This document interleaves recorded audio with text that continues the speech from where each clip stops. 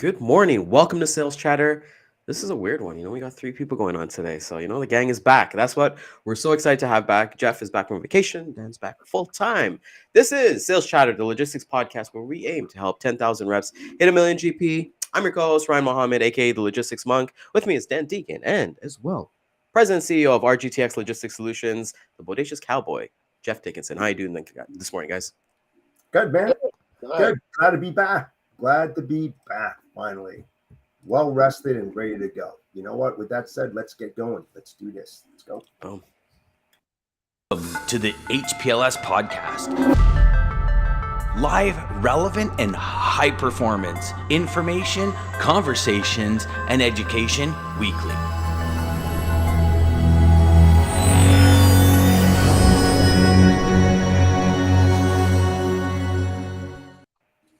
And there it is, hitting up that There nice it little is. Yeah. Even the chopper handles look well rested there, Jeff. They Yeah, I had to shake them down there, my friend. They're getting a little out of hand. I tell you, like the reverse easy top. It's crazy. There you go. There you go. Absolutely. Yeah. So what was that vacation look like? I know that you're big on vacation, taking some time to go away to Marco Island. Just fill everybody in where you've been and why you weren't on the show on Monday and Tuesday and Wednesday. Yeah. So on the 8th, I took off and took a week at Marco Island. I needed that. I think everybody in the industry needs to break away every once in a while just to, clear their head, start thinking about the future, what they want to do with their goals and objectives, and start writing things down. Plus, get a little downtime.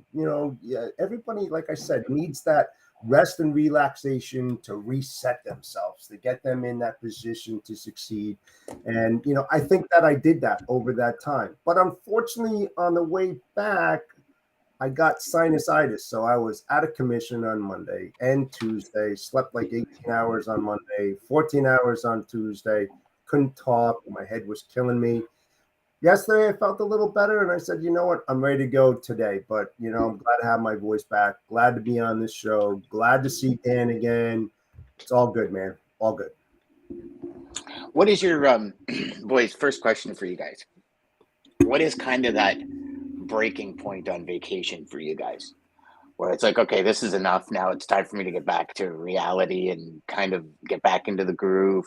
Do you guys have a breaking point? Yeah, easily, especially when I have my dogs and stuff like that. I definitely miss them. I think day 6, because it's like you've already spent like that 5 days of.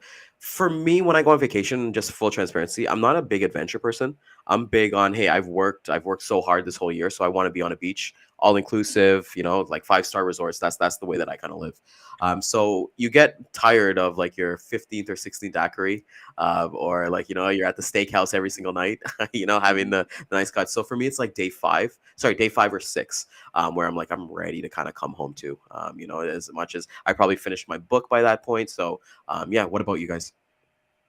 Yeah, I'm a not sit on the beach. Go ahead, Jeff. Yeah. I mean, same thing. I think it was probably day 5. I was down there for 8 days. Where I just said, okay, I spent that time with my wife. I did this, I did that. Spent a hell of a lot of time at the tiki bar, unfortunately, and just said, okay, let's get down to business. This is a great place to, just clear everything out. And like I said earlier, write down those goals and objectives of where you want to go, what you want to create, and kind of plan out the future, not the far distant future, but the near future, what needs to be done now, what needs to be focused on now. And like I said, will I hit all those goals and objectives? No, but I got a huge list. And if I hit just a few of them, then I think I'm on my way. I don't know about you, Dan. What about you? So I'm probably in that day 6 or 7. I'm not a sit on the beach type of person. I'm a let's go do something. Let's go scuba diving. Let's go hiking up Chichen Itza, or you know what I mean, like these kind of things. Jump in the middle of a hole in the middle of a mountain and land in water, kind of thing. And I don't know. I mean, I've spent a day on the beach before reading, and I tend to get bored. I'm a go type person, and even on vacation, as much as you probably don't sleep as much as you normally would, and you're up late watching the shows and you're doing this. I don't find I get tired. So it's not like I want to, and I don't drink, right? So before, when I used to drink, it was like, yeah, I want to sleep all day on the beach and just enjoy. But I'm probably in that day. I mean, we've gone for 14 days before, and it was kind of day 12 because we were doing so much that it was like, okay, time to go home. But I'm usually good on that, about like Ryan said, about that 6 days, where it's like, okay, I want to go home. I want to see the puppies. I want to sleep in my own bed. I'm horrible at sleeping in anywhere except my own bed. Like horrible. It takes me probably 3-4 nights just to sleep in on vacation. Yeah, I see. So yeah, that's and like you said, Ryan, the daiquiris and stuff, like the amount of sugar that goes through my body on vacation, like not even the alcohol, but just daiquiri, because it's either daiquiri or water, right? Like for somebody that doesn't drink alcohol, it's not like you're having a rum and coke and switching it up with a beer and doing, it's literally water or sugar. And I don't know, for me, that's how I roll. Yeah, it's good to kind of see. I think it's different for everybody in terms of vacation. Like I'm looking forward to going on our first vacation again for the year, and honestly just kind of relaxing. For me, I love like meeting new people, and like Jeff was kind of saying as well that it was big for him to kind of like his wife go do the beach stuff, and like he introduced himself in business. And that's the one thing I've learned. I want to get your guys' opinion on this. Like I never used to advertise that I'm a freight broker, freight agent, or what I do or anything like that. I always figured, kind of keep that to myself and not ask for tell people about it, and I figured within the last, like, since doing this show specifically, it's been important for me to let people know. Like I know there's John Rogers out there who wears a shirt that says that my freight broker is the best, and it actually puts his name and his like phone number, which is like pretty cool. Now people like knowing that, but I think it's very important to, especially if you love your career, why not? You just never know who's connected to who. Jeff, did you connect with anybody in this industry while you're in Marco Island, like randomly? Yeah, it was funny at the tiki bar. Always happens at the tiki bar. I have no idea why, Hey, hi, Brian Henley. He lives in New Jersey. He's in logistics business.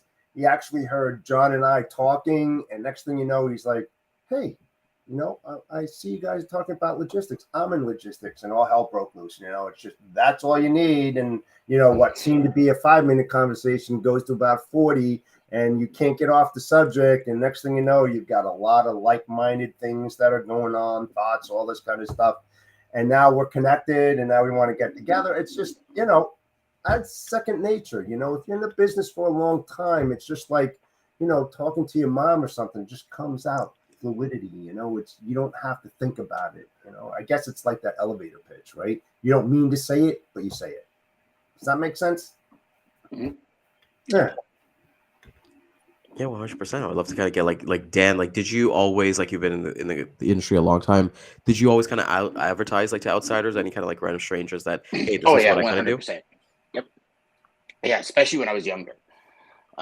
It was all the time. And I actually tried to sell 99% of the people I met, which wasn't always good.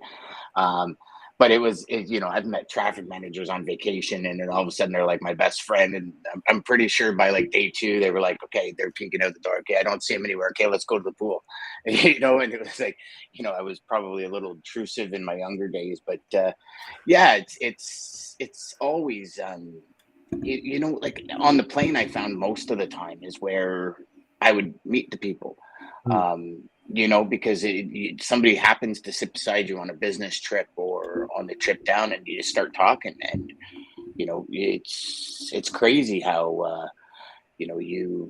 I don't know, sometimes the relationships continue, and sometimes they don't, and sometimes it's just cool to have a conversation and hear a different point of view, and then it's kind of fizzles away. But we've had people that we've met that we were friends for a couple of years before we kind of fizzle away, right? So it all depends. Yeah, it definitely happens. Like we have that too. Like when we make friends, like on the vacation, and we're like, yeah, when we get back to Toronto, we're gonna hang out and do all these things. And it just never happens. But it's just life in general, right? So this is the first time all 3 of us are back. I can't remember. I think maybe this is like November or so. That last time all of us. I know I'd love to kind of like share, like Dan, like what's kind of been your thoughts. Everybody kind of get back together. I know Jeff and I, we've been kind of holding down the fort, having a lot of fun. We see Gail here this morning. We enjoyed empowering women into logistics, that whole series that we did, which was definitely growing for all of us here. But yeah, like I want this to be easy and mellow today because, like we said, it's the three of us being here today, and then tomorrow we got to kick back and like have some fun, right? With Friday fun days. But yeah, would love to kind of I'd love to start with Dan, like what it's been like. Watching if you've watched Sales Chatter, or like I know you're going through your own journey, and we'll talk about that as well. Yeah, I haven't watched very much. Been around the odd time, kind of tuned in the odd show. I've been sleeping a lot prior to getting back on it, and kind of just for the first time in my life, taking that time for my body to heal and to fully let my body heal. You know, a wise man with a huge handlebar mustache once told me, you know, let yourself heal, and it is the first time I've ever allowed that to happen because I've been go. Challenging because your mind wants to do so much, but your body just says no. But you know, to be back, it's reinvigorating to be back, and you forget how much fun it is, and how enjoyable it is, and how much energy it actually gives you for the remainder of the day. It truly is, guys, and you guys did an absolute remarkable job when I was gone. So pat yourselves on the back for that, because I know you guys got kind of thrown into the lion's den, and you guys tamed those lions real good.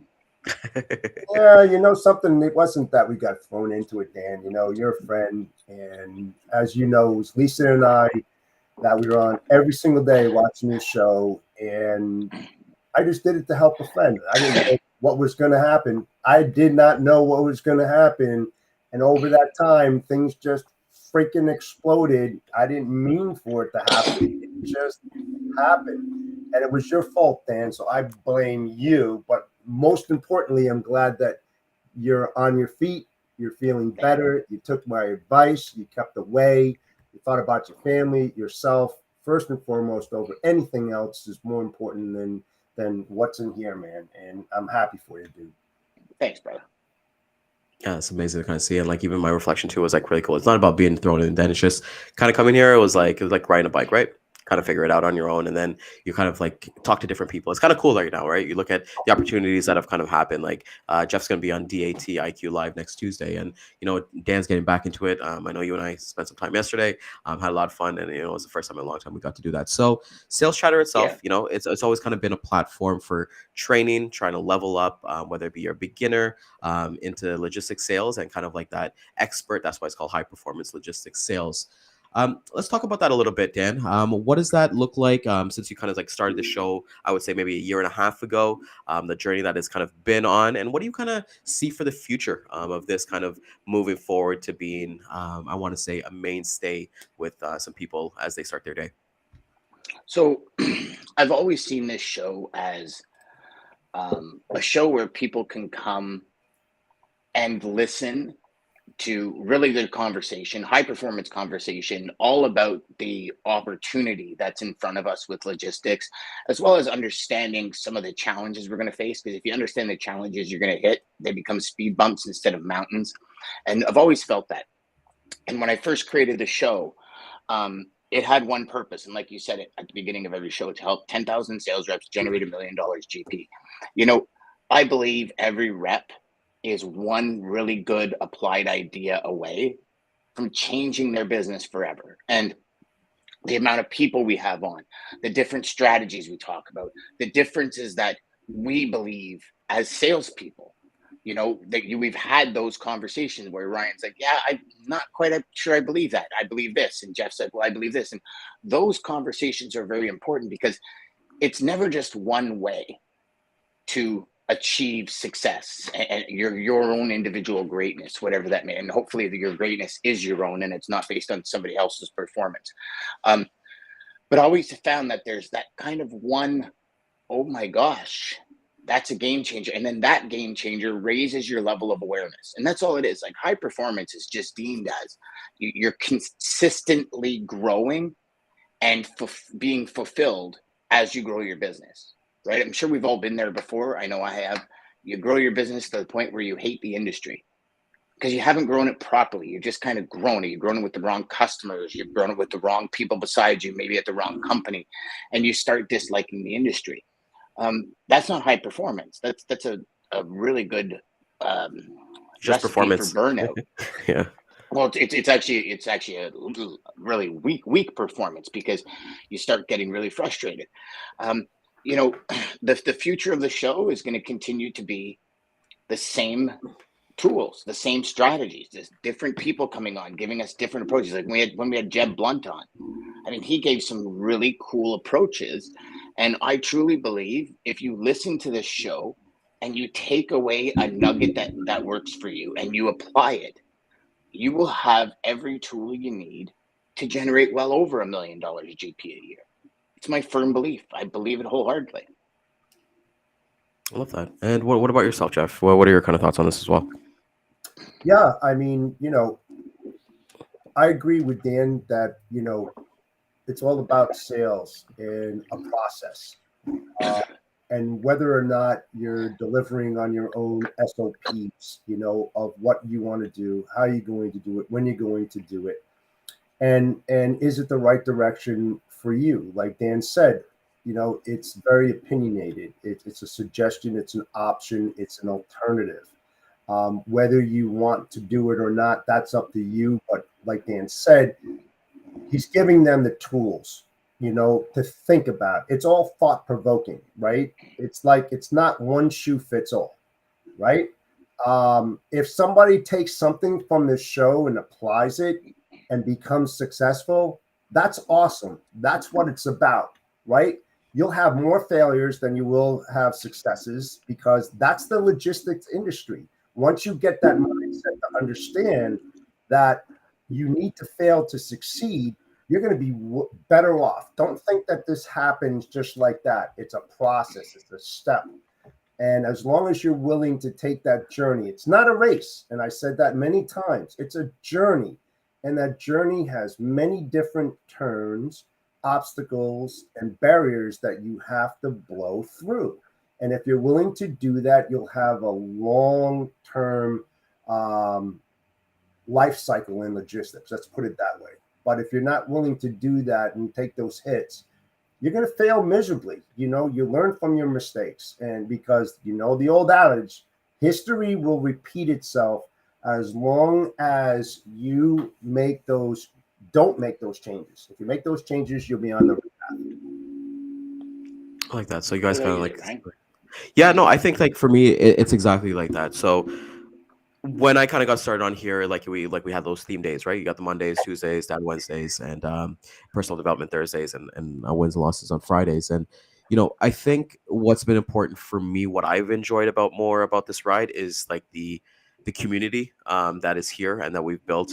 When we were doing the different episodes that we did with the empowerment, and just seeing everybody kind of support each other. And I think that's what's important to me in terms of like the logistics sales itself. Like this is it's a sales podcast, so we do have to talk about sales, but then being able to have different conversations of, okay, well, I went through this in my life, as Jeff has kind of mentioned, like like I used to do horses, and like talk about different things that my life and his kids and things like that, and even for myself, Toastmasters, and Dan, with you sharing your stories like from the past, and then what you went through in the last year.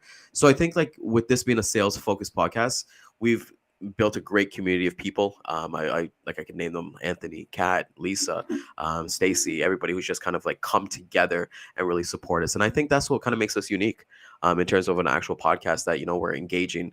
We're not talking to you, we're talking with you. And as long as we have that keep going on, I'm excited for what the future kind of brings. And like we said, with guests and things like that, we've got Dean that comes on every Wednesday, and just different guests from around the industry who can add something. Like I've always said this, and this is my number one quote. I always say something that I tell customers: I don't know how to bake the best red velvet cake, but I'll find you the best baker in Toronto. I don't know how to nail or build a TV mount, but I'll find you the best contractor in Ottawa. So that's what we're trying to do here. I don't do drayage. Maybe we'll bring somebody here who does drayage and have the conversation. So like I said, I'm really excited for the community that we've built, and just kind of making content catered to our audience rather than us just making content for content. Mm-hmm. Mm-hmm. Mm-hmm. And if you bring that back to your sales career, right? opening question. They're good conversations. Oh, you're welcome, Anthony. You bring that back to your career, and every conversation you have is going to be a lead-in for you to either have another conversation or move on. And some people that we bring on are not going to resonate with you. They're just not. I mean, you can't bring on everybody that resonates with everybody. But I've always found, even if they don't resonate, you just listen, and they might say that one thing again. You're like, hey, listen, I'm going to try that. I'm going to go and make that happen. And it's all going to be, even if it's not industry focused. I mean, you think about it, we learned a lot from Brian Biro, who came on, who, sure, he was in the industry, but the guy talks about how to build an unstoppable team. We learned a lot from Rico Rakoski that came on that talked about just two choices. Now you have two choices. You pick up the phone or you don't pick up the phone, right? You send an email, you don't send an email. You book it with the carrier that you're like, oh, I think this is going to go bad, or you don't book it with the carrier, then it's going to go bad. All of it. So everybody that comes on, there's a different philosophy, different strategy, different mindset that they come on with, but you take the pieces that work for you, and you mull it over, and you kind of leave the rest, right? It's no one coach. Some of you might love Tony Robbins, some of you might love Gary Vee, some of you might hate them both. They've both said some things that have changed my life in dramatic ways, right? And you guys will all have your own David Goggins or whatever it is, Alex Hormozy. You know what I mean? Like, everyone has their own, but that's why there's so many out there. Because the ones that really resonate with you are the ones that can just help you move to that next level. And that's all it is. If you've done 10 grand a month in GP and you're like, my gosh, 50 grand a month in GP, well, it's about getting to 20, then 30, then 40, then 50. And then once sees the woo. And then once you're at 50, it's like, well, that wasn't so bad. Right. And then you try and keep going. Right. Well, it's like kind of going up that ladder, like, with Jeff, what he was kind of saying, like, it's able to have conversations with people and agree to disagree. That Jeff always kind of says, if you take one piece of information, it doesn't matter. We don't always have to agree on one thing. We'll get into the, Jeff doesn't like sushi. We got to figure out a way to get him to enjoy some California rolls. Hopefully, maybe that's something. You got some fresh fish out in Marco Island, but you're not going to be for everybody. But that's what we cater to as well. Just like you taking that one piece of nugget and like you kind of go there. Shout out to DJ and Stacy. They got their own show, like the Robin Hood Capitalists, and they're catering to a certain crowd. Like with the franchises and things like that. And then you guys are talking about like Brian Biro, like talks about John Wooden. I don't know much about Brian Biro, but I know about John Wooden. I know he's one of the greatest coaches of all time, so I can definitely resonate with that, right? So Jeff, like, I think we kind of say like we give bits and pieces. What have you kind of learned in your kind of journey being here? Because I know you can agree as well that podcaster, me, what? Why would I want to even do this? What does that look like for you? Because like you've been asked to be on different shows, Hold My Beer, Diet IQ, all that fun stuff. Yeah, I didn't mean for this to happen. I mean, I don't know any other way to say it. You try to do a good deed, and you just do it to do it. But for some reason, and I can't explain it, I came out, by saying the stuff and being able to share my knowledge and try to help people, because that's who I am. I tried just to give them the bottom line, to let them make their own decisions. And like Dan said, is it going to resonate with some people or not? I didn't mean for this to happen, but it took off, and it started making me think.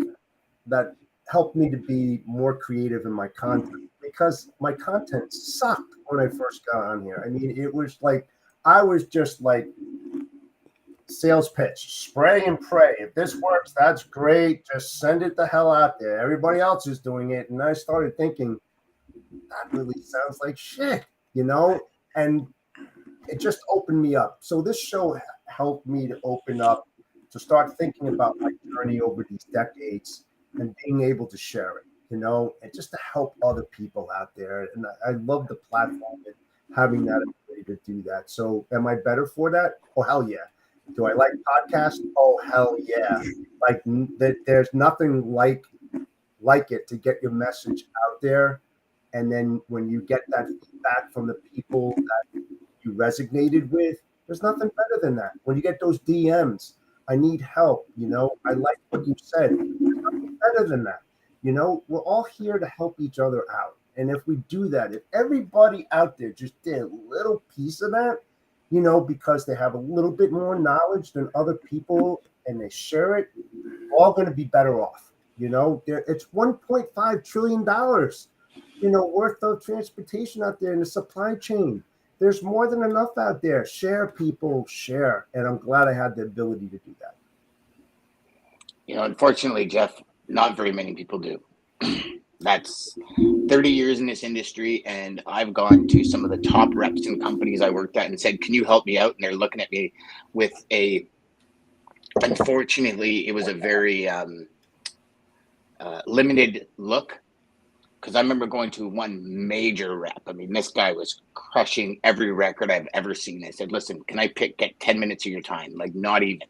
I will buy you lunch. I will sit down with you. I need to pick your brain. Mm-hmm. And I would ask him a direct question, and he'd answer it like a politician. And I was like, but I'm asking this question. And it was a scarcity mindset. And unfortunately, our industry is riddled with scarcity mindsets. Now, I believe it is changing because I see the evolution. Yeah, because I got to disagree. Sorry to interrupt you, but I got to disagree with that. Like now, in terms of like maybe that when you did that with that rep, that was like tens of years ago. But I feel like now it's just a collaboration.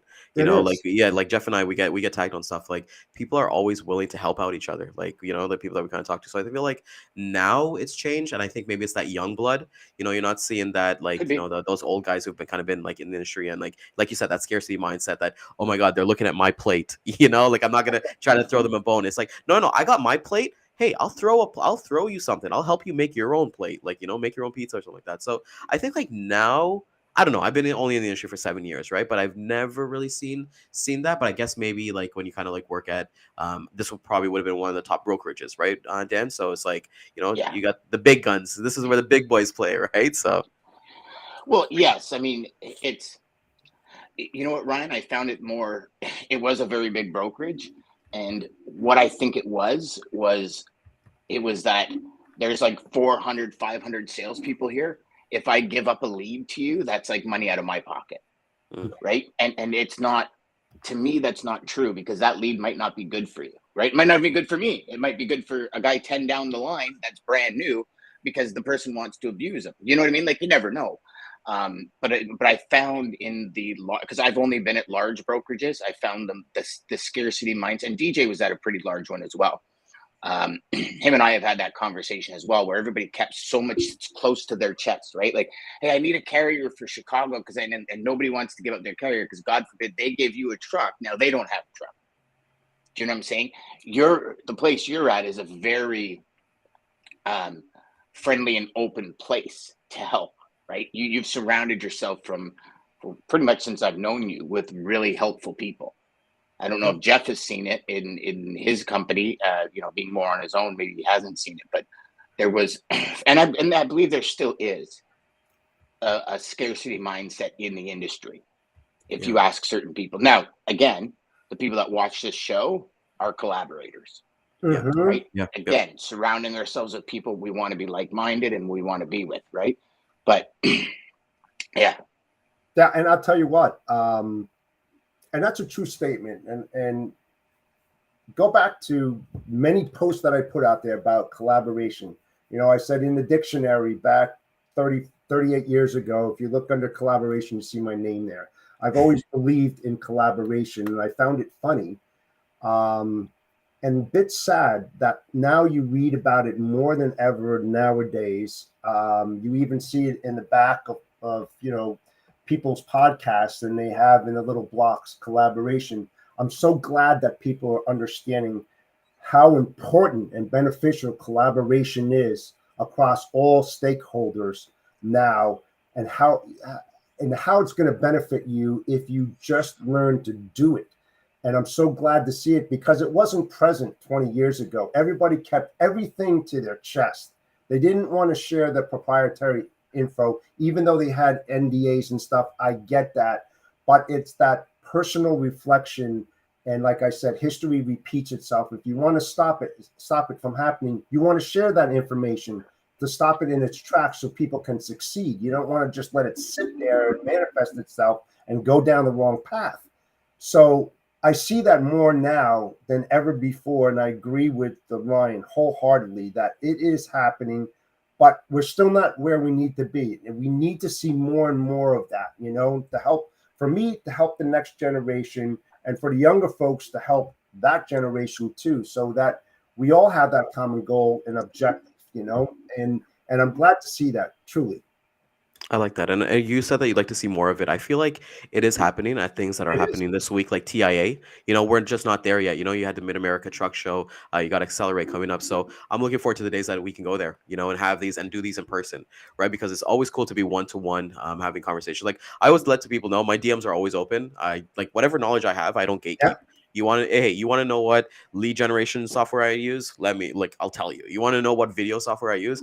I'll let you know what CRM. I don't gatekeep anything because there's no sense in that. And I feel like you put it out to the universe. And I've learned that from Daman quite a bit. Was that the good you put out to the universe, it'll reward you tenfold. And when I realize that everything I have, I look at the camera that I'm talking to you guys on, I look at the microphone, my iPhone, all that stuff. This is not my stuff, like this was God gave me this stuff, so this is his. He could take it back at any time. My health, my wealth, all that stuff. So I think with that collaboration, as Dan was kind of saying, like that scarcity mindset, it's sad and it's unfortunate because that's where, and I know we're coming up to an end, but you see that scarcity mindset, and that was a top guy that you went to, Dan. And unfortunately, those top sales guys, they become managers, but do they do any training with them to actually become leaders? Like some of the best leaders I've had were never the top guys. They're middle to middle of the line sales guys, because they understood how to build relationships with their customer service and their ops, and how to build it with their other people as well within the organization, and with people that they had nothing to gain from. And I think that's an important trait that everybody should look at. Treat everybody with respect, even when you have nothing to gain with them. So I think the collaboration is cool. The show, I'm looking forward to seeing the topics and the people that we bring on. Rico, amazing person. I definitely got his book yesterday from Dan and things like that. Any final thoughts, both of you guys? I'd love to get final thoughts before we wrap up today's episode. Go for it, Jeff. Yeah. No, I'm good. I'm glad that Dan is back. There's just so many more things to be discussed that hasn't been discussed yet, and it's that journey that will continue to uncover those things, some of which people don't want to discuss at all, and those are the most important things that need to be thrown out there and analyzed, discussed, looked into, whatever. And those things are going to unfold. They're going to, because it's getting more complex out there, and we all should be looking at the what if scenarios, and hopefully we can help you to uncover those things and be prepared and be more proactive than reactive. So yeah, it's all good. It's for all of you new reps out there listening, 24 months.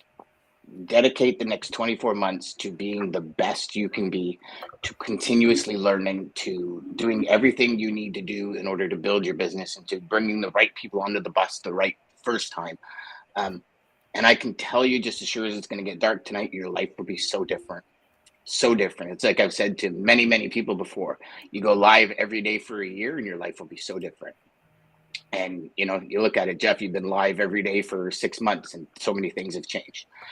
It's just, it is what it is. If you continue to do the same things, you're going to get the same results. If you continue to be nonchalant at how you sell, nonchalant at what you can provide customers, like if you don't know what you can provide a customer, how are they ever going to believe you? You know what I mean?